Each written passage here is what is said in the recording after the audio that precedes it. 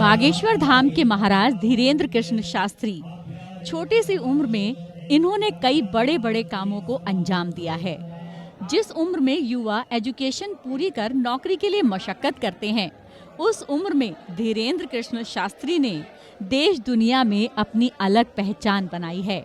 अपने जिले का, अपने क्षेत्र का विकास तो किया ही है, साथ ही कैंसर हॉस्पिटल हो या अनगिनत काम उनके खाते में शामिल हो चुके हैं।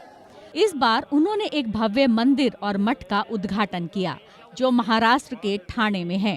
अक्सर भक्तों को एमपी स्थित उनके धाम पर पहुंचने में काफी परेशानी होती थी, इसीलिए उन्होंने मध्य प्रदेश के बाद अब महाराष्ट्र के ठाणे जिले के मानकोली नाके के पास धीरेन्द्र कृष्ण शास्त्री ने मठ का लोकार्पण किया। इस दौरान भाजपा के सांसद मनोज तिवारी समेत कई बड़े साधु संत व भक्त भी पहुंचे। मनोज तिवारी ने भी उनकी भूरी भूरी प्रशंसा की।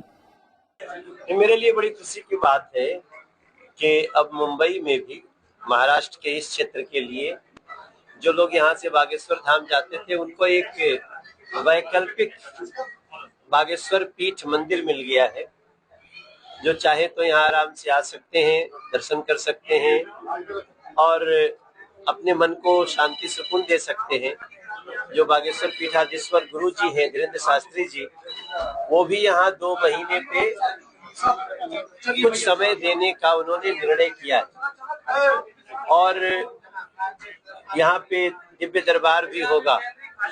तो इस तरह से ये जो नया मंदिर बना है, ये बहुत ही सुंदर है और मैं भी आज भाग लेने यहाँ पे आया हूँ। मैं भूमि पूजन में भी था और मैं इसके शुभ उद्घाटन में भी।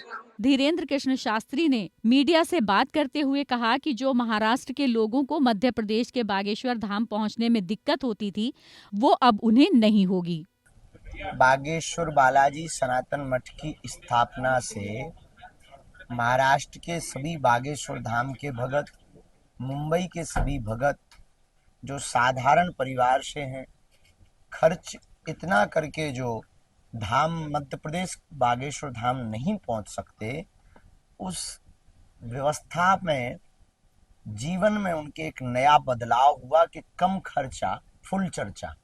तो बहुत सहज तरीके से, बहुत सरलीकरण तरीके से अब महाराष्ट्र के लोगों को, रेहड़ी लगाने वालों को बहुत नजदीक में बागेश्वर बालाजी का आशीर्वाद मिलेगा। यह शीघ्र ही व्यापक रूप से आस्था का केंद्र होगा, सनातन संस्कृति का केंद्र होगा।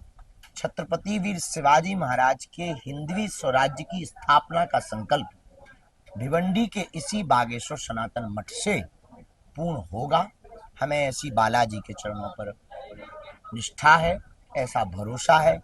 उसी भाव को लेकर के यहाँ पर आज 14 तारीख को जगत गुरु भगवान बद्रीनाथ वाले पूज्य महाराज जी, पूज्य श्री योग बालक योगेश्वर दास जी महाराज जी, महंत राजूदास जी महाराज जी एवं सभी संतों की सानिध्यता में धर्म चक्रवर्ती पद्म विभूषण रामानंदाचार्य पूज्य गुरुदेव भगवान भी पहुंचे। सभी बागेश्वर धाम के अनुयायी पहुंच गए। आज प्राण प्रतिष्ठा समारोह निर्विघ्न संपन्न। जो भक्त आने वाले हैं उनको क्या कहेंगे, किस तरह से दर्शन मिलेगा? जैसे बागेश्वर बालाजी का आशीर्वाद हमको मध्य प्रदेश वाले बागेश्वर बालाजी का मिलता है, वैसे ही महाराष्ट्र की इस भूमि पर भिवंडी में हमको दर्शन मिलेंगे, सहज तरीके से मिलेंगे।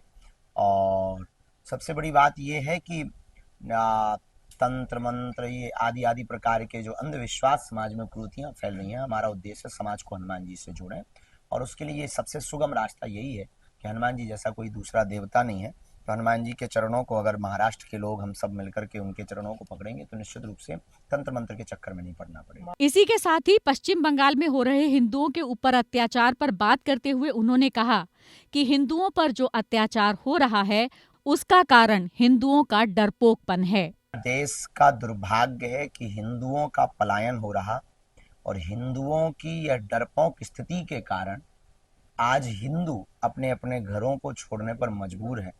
आज बंगाल में हो रहा, कल महाराष्ट्र में होगा, परसों मध्य प्रदेश में होगा। एक विशेष समुदाय के लोग हिंदुओं को डराने के लिए इस प्रकार के कृत्य वहां की सरकार के संरक्षण में हो रहे हैं, जो निश्चित रूप से निंदनीय है, घोर निंदनीय है। हम समस्त हिंदुओं से यही कहेंगे, केवल एक बागेश्वर बाबा से हिंदू राष्ट्र नहीं बनना है, ना हिंदू बचना है, घर घर बागेश्वर बाबा की आवश्यकता है। बाबा जी क्या कहना चाहेंगे, मंदिर में अगर मुस्लिम भी आएंगे तो उनका कैसे स्वागत किया जाएगा? जैसे सबका होता है, हम तो कहते हैं तुम लेके आ जाओ, कल ही आ जाओ। हमें उनसे कोई परहेज थोड़ी है ठटरी के बारे। हम तो सबका स्वागत करते हैं। हमें मुसलमानों से दिक्कत नहीं, पारसियों से दिक्कत नहीं, यहूदियों से दिक्कत नहीं, ईसाइयों से दिक्कत नहीं। हमसे किसी को दिक्कत हो वो उनकी निजी पर्सनल दिक्कत है। हमने रहीम को स्वीकार किया, रसखान को स्वीकार किया, एपीजे अब्दुल कलाम को स्वीकार किया। हम कभी भी मुसलमानों के विरोधी नहीं। हाँ, कायदे में रहेंगे तो फायदे में रहेंगे, ये पक्का।